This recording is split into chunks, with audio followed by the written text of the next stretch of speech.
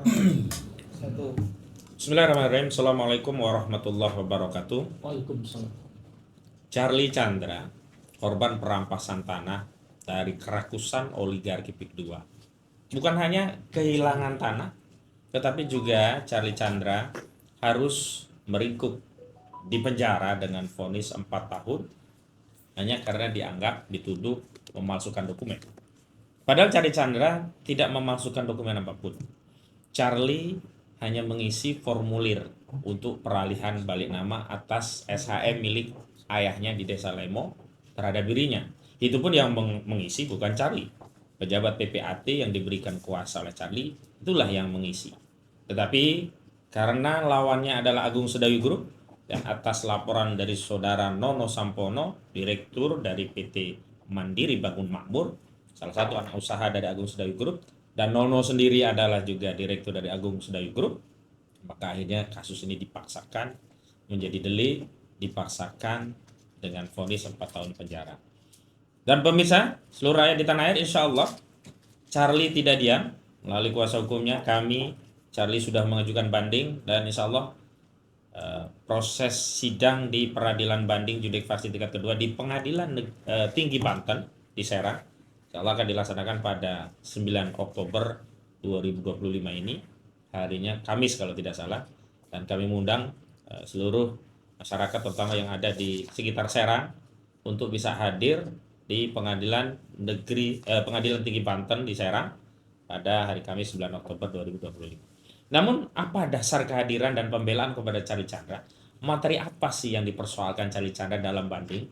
Dan tentu saja secara umum bagaimana kondisi bangsa ini setelah banyak peradilan-peradilan sesat, apakah akan tambah legitimasi perampasan tanah ini dengan adanya putusan ini, dan bagaimana seharusnya putusan ini dikoreksi oleh lembaga peradilan, dan bagaimana pemerintah melihat persoalan ini. Dan hari ini sudah hadir saya sendiri selaku bagian dari tim penasihat hukum Charlie Chandra, dan di sebelah kiri saya juga ada Bapak Muhammad Said Didu. Selanjutnya ada juga Bapak Gora yang juga tim kuasa hukum Fajar Gora and Partners, dan juga ada Bang Medi Juniarto juga bagian dari tim.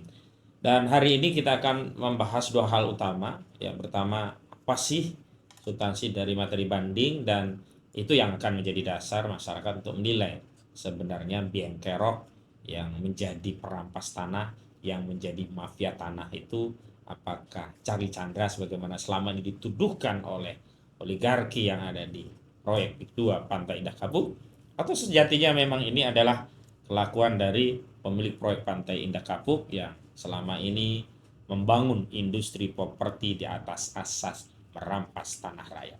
Baik, untuk yang pertama kali kami persilahkan kepada Bapak Fajar Gora agar dapat menyampaikan substansi apa dalam materi banding, termasuk informasi apa yang berkaitan dengan sejumlah langkah yang sudah ditempuh, misalnya ke Komisi Yudisial, ke Mahkamah Agung, juga Jamwas di Kejagung. Kami persilahkan kepada Bapak Gora. Assalamualaikum warahmatullahi wabarakatuh. Salam sejahtera buat kita semua. Menyambung apa yang sudah disampaikan oleh rekan kita Bapak Kosinuddin terkait dengan peradilan, lebih tepatnya pengadilan sesat ini, bahwa pada tanggal 20 dari awal ya, sebenarnya kita sudah sangat yakin bahwa perkara ini nggak bisa dinaikkan ke tingkat penyidikan, bahkan ke persidangan. Tetapi nyatanya perkara ini lolos di penyidikan, naik ke persidangan. Sebenarnya juga pada saat persidangan pun kita pun optimis bahwa perkara ini akan bebas murni. Tapi ternyata semua itu berbanding terbalik semua, dijungkir balikan semua pada saat tanggal 20 Agustus kemarin. Charlie dinyatakan terbukti secara sah melakukan tindak pidana pemalsuan surat, dihukum pidana tuntutannya 5 tahun, dihukum 4 tahun, terus kemudian dia langsung menjalankan tahanan. Atas putusan tersebut pada persidangan tanggal 20 Agustus kemarin, sebenarnya kita sudah menyatakan banding, Di persidangan langsung kita menyatakan banding karena kita tidak puas dengan putusan yang telah disampaikan oleh Pengadilan Negeri Tangerang. Kita langsung nyatakan banding, dan pokok-pokok yang menjadi dalam yang kita sampaikan dalam memori banding ini nanti akan saya uraikan. Tetapi sebagai informasi, saya sudah beracara hampir 30 tahun lebih, ya. Belum pernah ketemu putusan yang begini gila ini, belum pernah. Belum pernah, mungkin nih pertama kali saya ketemu yang putusan yang seperti ini. Dan itulah nanti yang kita akan uraikan kita uraikan di dalam memori banding kita. Kita langsung saja ke materi apa sih yang kita sampaikan di dalam memori banding itu. Di dalam memori banding tadi, ya, karena putusan tingkat pertama di Pengadilan Negeri kita tidak puas, Pengadilan Negeri Tangerang kita tidak puas, kemudian kita menyatakan banding, dan sekarang diperiksa oleh Pengadilan Tinggi Banten. Dan ada 7 pokok keanehan yang terdapat dalam putusan PN Tangerang 856 yang dibacakan pada tanggal 20 Agustus 2025 kemarin. Ya. Pertama, tidak terbukti adanya surat palsu atau tidak ada uji forensik terhadap surat palsu yang dinyatakan palsu tersebut. Kenapa ini penting? Karena dalam salah satu perkap, apabila ini terkait dengan perbuatan memalsukan surat, maka harus ada surat asli dan surat yang dipalsukan. Dan itu harus diperiksa oleh Labkrim Polri. Kenapa harus diperiksa Labkrim? Karena dari hasil Labkrim tadi barulah ketahuan, oh ini ada surat palsu. Ini yang dipalsukan tuh A, B, C. Ini sama sekali nggak ada. Sama sekali tidak ada perbuatan material yang dilakukan oleh Charlie maupun PPAT merubah, menambah, mengurangi, mengganti, atau menghapuskan surat yang dibilang palsu tadi. Yang menjadi objek ini adalah namanya lampiran 13. Satu. Lalu yang kedua, majelis hakim sengaja mengaburkan fakta dalam pertimbangan putusannya. Bahwa dalam persidangan terungkap fakta tidak ada satupun surat atau dokumen yang dipalsukan oleh Charlie maupun PPAT. Bahwa oleh karena jaksa gagal membuktikan adanya pemalsuan, hakim sengaja menggeser perkara ini menjadi seolah-olah ini adalah sengketa kepemilikan, bukan pemalsuan lagi. Padahal namanya sengketa kepemilikan itu kan ranah perdata, bukan pidana. Digeser ke situ supaya ada dasar untuk menghukum si Charlie Chandra tadi. Lalu yang ketiga, majelis hakim mengesampingkan fakta yang terungkap di dalam persidangan. Jika Anda mengikuti persidangan Charlie Chandra, sangat banyak fakta yang sebenarnya membantah dakwaan jaksa. Ya. Dibantah itu dakwaan jaksa. Seperti itu contohnya bahwa MBM itu si ahli waris Tepitnya itu menguasai tanah sejak awal. Kita bantah. Ada saksi yang bilang bahwa sejak tahun 88 sampai 2013 itu tanah itu dikuasai oleh Sumita Chandra. Sumita Chandra itu bapaknya Charlie Chandra. Tahun 2013 baru tanah itu diambil alih paksa oleh preman yang diduga utusan dari MBM. Nah setelah itu baru diduduki itu tanah. Itu kan fakta-fakta yang terungkap di persidangan seperti itu sengaja dikaburkan. Satu. Yang kedua, contoh lagi, ada keterangan dari ahli pertanahan, Dr. Arsin Lukman waktu itu. Beliau menyatakan bahwa terkait dengan SK pembatalan yang terbitkan oleh Kanwil BPN, beliau memberikan keterangan lengkapnya seperti ini. Bahwa Kanwil BPN itu memang punya kewenangan untuk membatalkan itu selama tanah itu di bawah 1 tahun. Di bawah 1 tahun, di bawah 5 tahun, mohon maaf. Di bawah 5 tahun. Tetapi kalau sudah di atas 5 tahun, kewenangan pembatalan itu tidak ada lagi di ATR, tetapi harus melalui putusan pengadilan. Tetapi apa yang terjadi?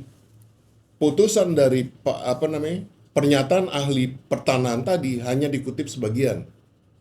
Bahwa Kanwil BPN berwenang membatalkan titik. Lebihnya tidak diungkap lagi. tidak disampaikan.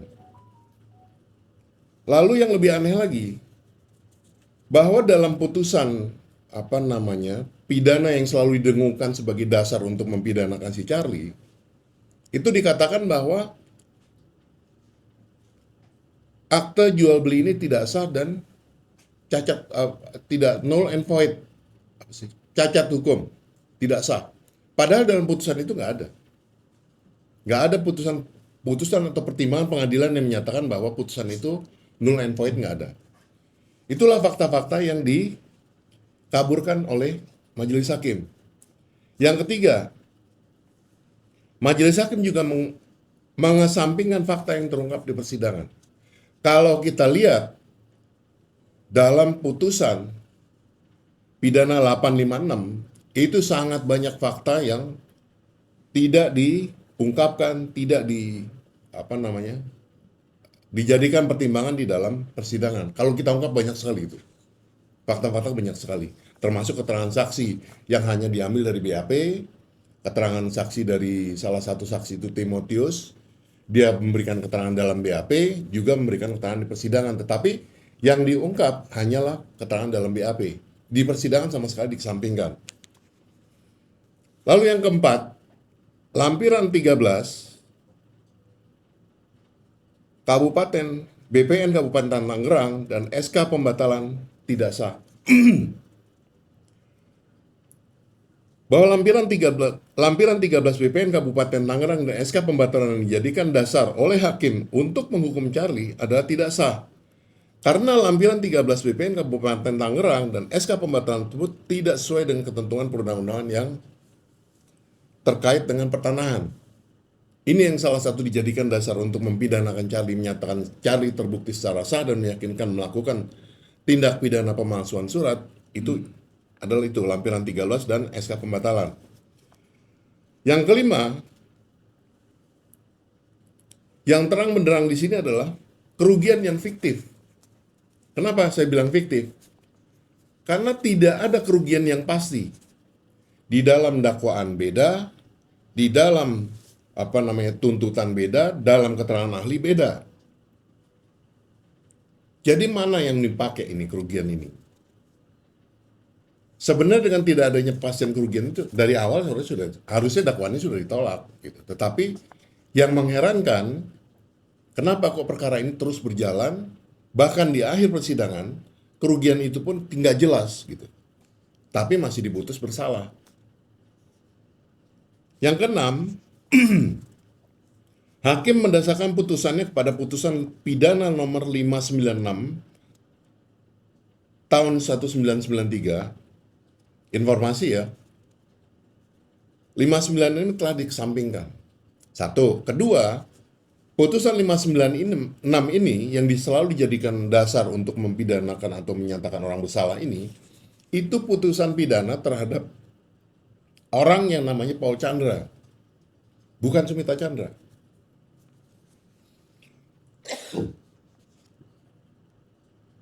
Sumita Chandra dan Paul Chandra ini orang yang berbeda. Dua orang yang berbeda. Yang melakukan itu Paul Chandra. Yang terpenting, putusan 596 ini dikesampingkan sebagai bukti. Lalu, yang lebih aneh lagi adalah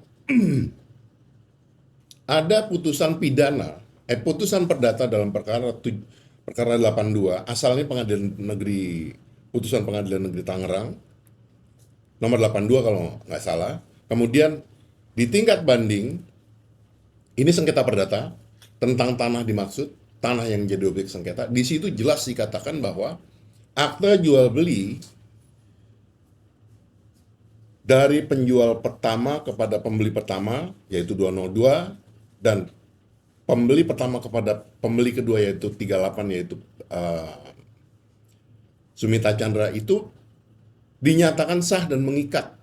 Ini putusan perdata. Dinyatakan sah dan mengikat. Satu. Kedua, tidak pernah ada putusan yang membatalkan akte jual beli ini. Artinya apa? Kita juga di persidangan kita tanya kepada ahli, bagaimana dalam hal akte jual beli itu tidak pernah dibatalkan oleh putusan pengadilan. Si ahlinya juga bilang, oh sepanjang nggak ada putusan pengadilan yang membatalkan, tetapi tetap dinyatakan sah dan mengikat. Tapi nyatanya apa yang terjadi? Tetaplah dianggaplah seolah dengan adanya putusan pidana ini, yang adanya menyatakan adalah pemalsuan cap jempol, semua turutannya itu adalah tidak sah. Jadi hakim maupun jaksa itu menganalogikan sendiri, ya, membuat analoginya sendiri. Padahal dalam pidana itu analogi nggak boleh. Itu salah satu asas hukum pidana, itu analogi nggak boleh, dilarang gitu. Kenapa? Itu akan nabrak kepastian hukum. Lalu yang ketujuh, yang terakhir, seharusnya yang dihukum bukan Charlie Chandra, tetapi oligarki PIK. Kenapa saya bilang gitu? Sederhana kok. Tahun 2013 tanah itu dirampas. Sertifikatnya masih hidup, sertifikat 5 lemonya itu masih hidup, AJB-nya nggak pernah ada yang batalkan, tiba-tiba orang masuk. Kalau orang menguasai tanah milik orang lain, namanya apa itu? Perampasan tanah. Betul nggak? Perampasan tanah. Tetapi yang aneh, perampas tanah dalam kasus ini tidak pernah diperiksa, tidak pernah dipidana, nggak pernah juga disinggung. Kenapa begitu? Karena mereka terlalu kuat. Gitu loh. Inilah modus yang dipakai oleh pengembang itu. Tanah dikuasai dulu, orang dikriminalisasi, baru dicari pembenar-pembenarnya. Itu. Nah, atas keanehan-keanehan yang menurut kami sangat kasat mata, terlihat sekali jelas kekacauan-kekacauan putusan itu, kami sudah membuat pengaduan kepada Ketua Bawas Mahkamah Agung RI dengan surat kami nomor 1867 tanggal 3 September 2025, yaitu kepada Bapak Suradi SSOS SH.MH perihal mohon perlindungan hukum serta pengaduan atas peradilan sesat di Pengadilan Tangerang dalam yang dialami oleh Charlie Chandra. Ke Bawas kita buat pengaduannya. Ya. Selain itu, pada hari yang sama juga kita mengadukan pengaduan kepada Bapak Ketua Mahkamah Agung, Yang Mulia Ketua Mahkamah Agung RI, Bapak Profesor Dr. Haji Sunarto SH.MH, dengan surat nomor 1866, judulnya adalah Mohon Perlindungan Hukum serta Pengaduan atas Peradilan Sesat di Pengadilan Negeri Tangerang yang dialami terdakwa Charlie Chandra. Ini surat kami, sudah kami kirimkan kepada Yang Mulia Bapak Ketua Mahkamah Agung. Selain itu, ya, kita juga mengadukan perilaku dari hakim ini yang tidak memberikan keadilan ini kepada Komisi Yudisial. Ini surat ini kita buat tanggal 19 September 2025 dengan nomor 1871, ditujukan kepada Ketua Komisi Yudisial Bapak Profesor Amsulian Rifai SH LLM PhD. Judulnya perihal pengaduan atas terjadinya pelanggaran kode etik dan permohonan dan pedoman perilaku hakim di Pengadilan Negeri Tangerang dalam perkara nomor 856 PIT B 2025 PN Tangerang, serta mohon pemantauan dan pengawasan persidangan di Pengadilan Tinggi Banten dalam perkara banding nomor 160 PIT 2025 PT Banten. Ini suratnya. Kita mengadukan perilaku hakim di PN. Selain itu juga kita mohon agar Pengadilan Tinggi Banten ini guna mengantisipasi hal-hal yang aneh-aneh di pengadilan di tingkat persidangan Pengadilan Banten itu, kita mohon supaya Komisi Yudisial memberikan perlindungan hukum dan pengawasan terhadap persidangan di Pengadilan Tinggi. Ya. Selain itu juga, kita percaya bahwa Bapak Sunarto ini kan termasuk orang yang mencoba melakukan bersih-bersih pada lembaga pengadilan. terbukti telah melakukan mutasi, ada 166 hakim yang dimutasi dan berapa panitera yang dimutasi. Saya tahu tujuan ini adalah untuk melakukan bersih-bersih. Tetapi Pak, di Tangerang, Banten, yang hanya 30 km dari gedung Mahkamah Agung, cerita pengadilan sesat ini terjadi. Benar-benar terjadi. Seorang anak manusia bernama Charlie Chandra yang tidak bersalah dihukum pidana 4 tahun.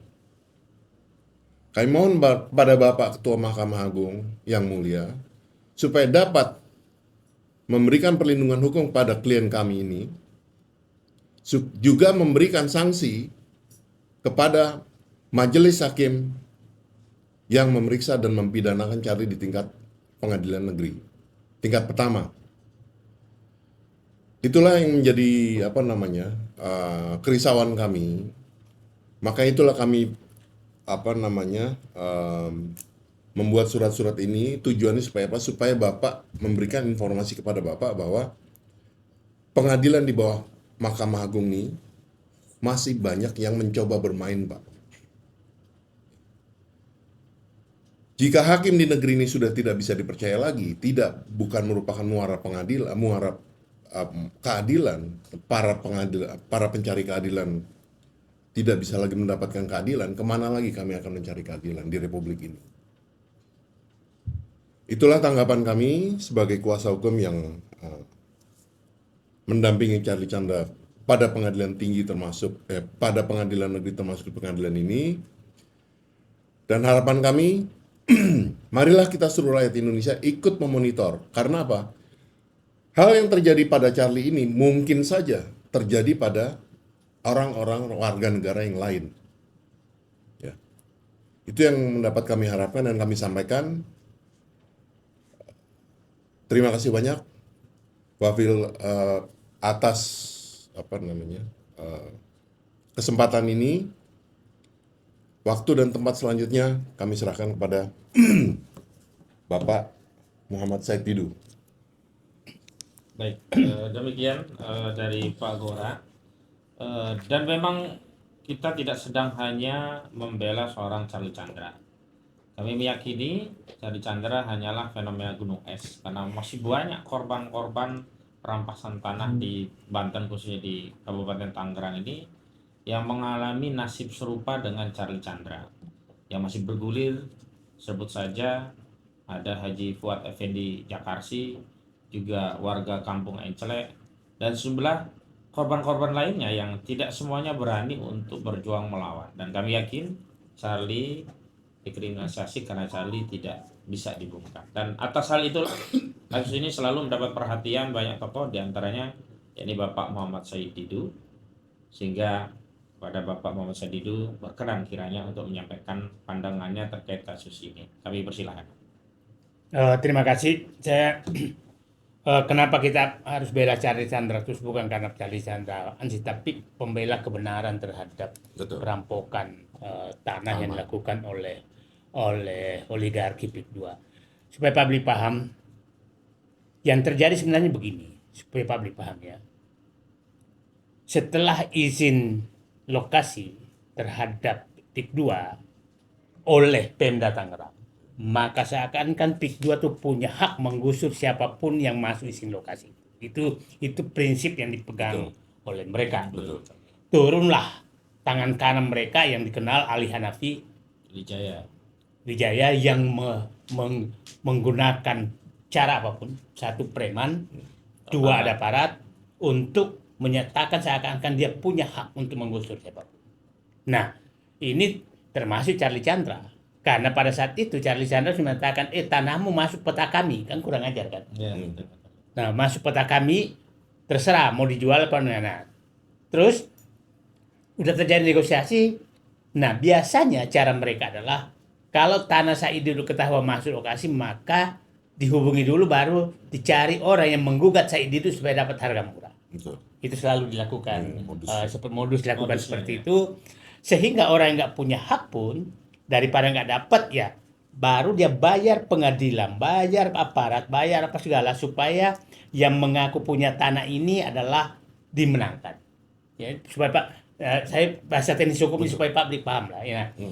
Itu yang terjadi di Charlie Chandra karena sempat bernegosiasi dengan bapaknya. Bapaknya menyatakan ya harganya sekian gitu kan. Betul. Nah, itu ditawarkan oleh siapa namanya? Oleh PIK 2. Nah, terus sambil negosiasi ternyata digugat. Digugat cari orang yang mengaku punya tanah. Nah, direkayasalah semua dokumen-dokumen sehingga ini dimenangkan. Nah, dipaksakan. Nah, yang menariknya begini supaya publik paham. Adalah sangat lucu. Charlie Chandra karena bapaknya ketakutan maka dia keluar negeri karena mau ditangkap. Dan seluruh aparat polisi kayak mengejar teroris. Jadi teroris dikejar, dipasang fotonya di mana-mana. Anak-anak yang diteror itu teror betul-betul teror kayak teroris lah. Nah, setelah itu ditahan. Yang menariknya supaya publik paham. Setelah menyatakan saya tidak menuntut lagi, bikin pernyataan, tidak menuntut lagi, dibebaskan. Artinya betul-betul aparat itu dibawa kendali PIK 2, tidak ada hukum di situ. Jadi supaya tidak ada hukum saat itu. Nah, lucunya dibebaskan tanpa apa-apa, tengah malam dibebaskannya. Bukan hari kerja. Dibebaskan dari tahanan. Ya kan? Nah, artinya betul-betul PIK 2 ini mengendalikan aparat, termasuk rumah tahanan. Karena dia bisa mengeluarkan orang jam berapa pun. Dan ceritanya bukan hanya Charlie Chandra, banyak sekali orang seperti itu. Cuma saya nggak sebutkan namanya. Yang bisa bebas kalau berdamai dengan PIK 2. Kalau tunduk sama tekanan PIK 2. Itu rakyat dibawa berkali-kali. Coba ya, Haji Fuad itu bayangkan polisi datang ke rumah sakit itu tanda tangan, gitu kan? Polisi loh, bukan siapa lagi. Ingat, Charlie Chandra pada saat mau negosiasi dengan PIK 2, polisi ada di ruangnya PIK 2 loh, penyidiknya. Nah, jadi sangat sulit dibantah bahwa aparat sudah dikendalikan betul oleh PIK 2. Jadi Bapak katakan tadi itu ya Allah itu sih udah dibayar oleh mereka, mohon maaf aja. Betul. Nah, jadi setelah itu Pak Charlie Chandra keluar, dia menyatakan niat berjuang apapun yang dihadapi dan ketemu saya. Betul. Dan dia hadapi betul dan dia menghitung resiko apa boleh buatlah menghadapi resiko. Nah, inilah resiko yang dihadapi dan saya hanya mengetuk hati pimpinan tertinggi negeri ini Pak Prabowo. Pak, ruang sidang sekarang itu memang dikuasai oleh oligarki. Bapak saksikan sendiri. Saya menyaksikan sendiri bagaimana ruang sidang Tom Lembong. Saya hadir terus.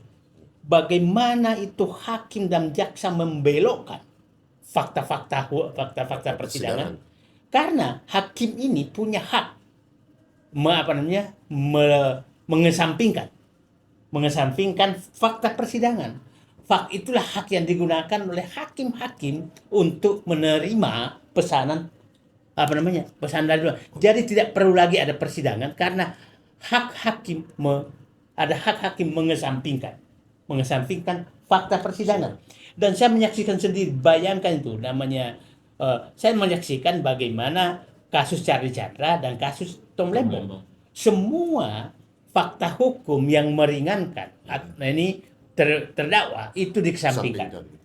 Nah, Pak Prabowo saat itu mengetahui kejadian ini maka dia menerbitkan abolisi terhadap Tom Lembong. Nah, laporan tadi itu menggugah betul pengadilan bahwa ada peradilan sesat. Dan itu terjadi di seluruh Indonesia bukan hanya di Tangerang. Nah, ini terus jadi modus menghitung berapa sogokan yang pantas.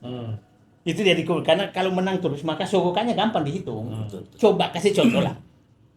Tanah Charlie Chandra berapa? 8.700. 8 hektar, 8,7 hektar ya. Nah, dia beli 50.000 lah. Oke. 50.000, maka dia hanya sekitar 5 miliar. 8,7 hektar ya 1 hektar kan 500 juta. Iya kan? Kalau 50.000. Nah, 5 kali 4 ya. Nah, seperti pengakuan yang mengaku punya tanah.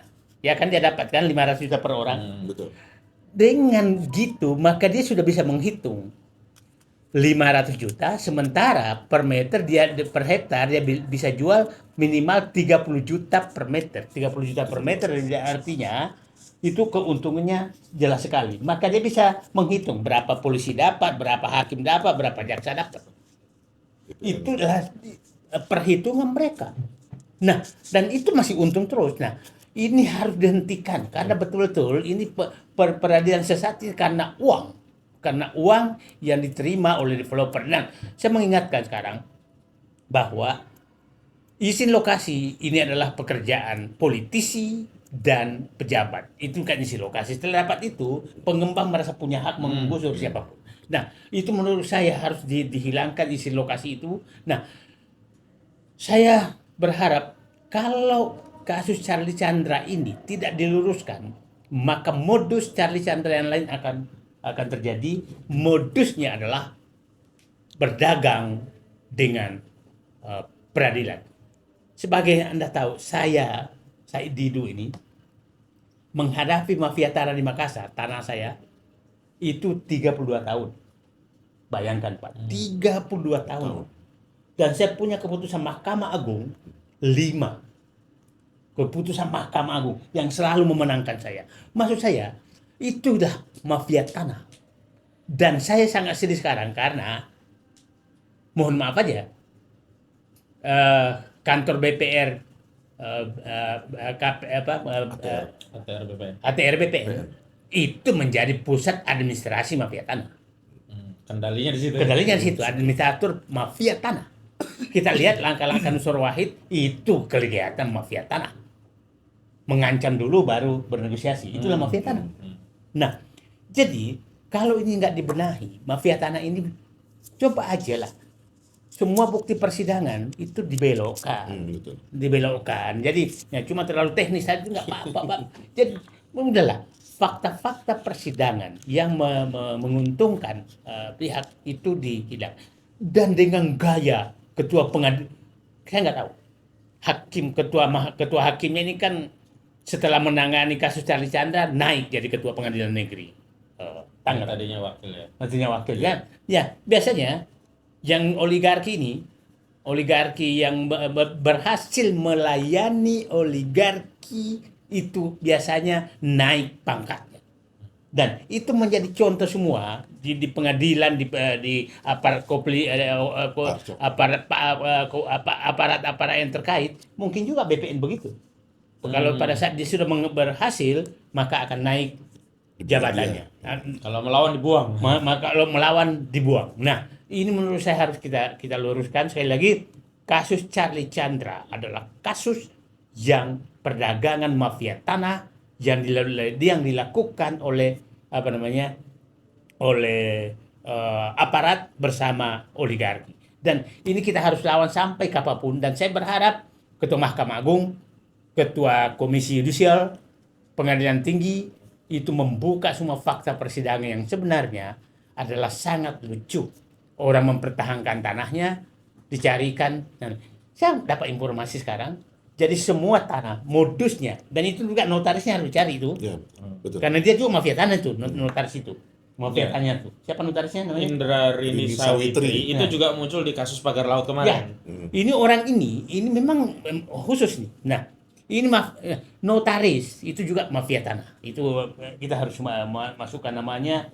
Nah, coba ulangi lagi namanya supaya publik tahu semua siapa notaris. Indrarini Sawitri. Indrarini Sawitri. Nah, itu adalah notaris yang memang Melayani PIK 2 semuanya melayani dia PIK yang 2 dan notaris itu ada tinggal di kampung-kampung untuk menghubungi orang-orang satu aparatnya dia tuh untuk memaksa orang menjual. Nah, jemput bola. Jadi yang paling parah memang di Tangerang karena seluruh aparat mulai dari gubernur, bupati, wali kota, aparat peradilan, jaksa, hakim, aparat hukum, ATR BPN, lurah desa, itu semua sudah menjadi anak buah tanda kutip PIK 2 Aguan. Itu semua di ujung telunjuk dia. Tidak pernah ada mau bicara sama sekali. Coba bayangkan sekarang di Tangerang itu daerah-daerah yang menjadi incaran PIK 2, yang pertanian dan tambang, itu RUTR-nya diubah menjadi wilayah pemukiman oleh Pemda Tangerang, oleh Pemda Tangerang, Serang, Banten. Nah, sehingga dengan diubah menjadi wilayah pemukiman, padahal nggak ada rumah satupun di situ. Itu jelas-jelas sawah, tambak. Dengan diubah di situ, maka anggaran untuk pemeliharaan irigasi, anggaran untuk bantuan pertanian itu dicabut semua oleh Pemda. Jadi memang Pemda Tangerang ini menurut saya ini udah kayak apa ya? Pemda pejabat Tangerang ini kayak pejabat Israel sudah. Di awal-awal tahun 46 mengusir orang Palestina. Jadi saya menyatakan aparat dan Pemda Banten itu tidak berbeda dengan Israel mengusir Zionis Israel mengusir Palestina tahun ini, dan Yahudinya adalah PIK 2. Kira-kira bayangannya sudah seperti itu. Itulah kenapa kita lawan, karena kami tidak mau terjadi Palestina di di Banten. Atau Banten di Palestina kan begitu ya? Banten ya adalah itu, ini modusnya sama. Aparatnya menyiksa rakyatnya pindah terus dibeli oleh orang kaya. Orang kayanya kita nggak tahu, tapi jelas pengembangnya adalah PIK 2. Jadi siapa tahu memang sudah ada mempalestinakan Banten, dan rencana mempalestinakan Banten hanya bisa dilawan dengan cara nepalkan pejabat yang ada yang mau mempalestinakan Banten. Kira-kira jadi Pak Prabowo, apabila Bapak diam tidak menyentuh ini, maka ya jangan salahkan rakyat menepalkan pejabat yang ingin mempalestinakan Banten. Terima kasih. Assalamualaikum warahmatullahi wabarakatuh. Assalamualaikum warahmatullahi wabarakatuh. Baik pemirsa, demikian statement penjelasan tentang materi banding, juga alasan-alasan yang disampaikan oleh Pak Muhammad Said Didu kenapa kita harus membersamai Charlie Chandra.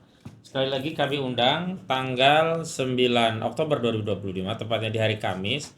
Mohon untuk hadir datang ke Pengadilan Tinggi Banten yang ada di Serang dalam rangka untuk menyaksikan langsung proses sidang banding dari Charlie Chandra di Pengadilan Tinggi Banten. Terima kasih atas dukungan selama ini, dan sekali lagi Charlie Chandra hanyalah fenomena gunung es.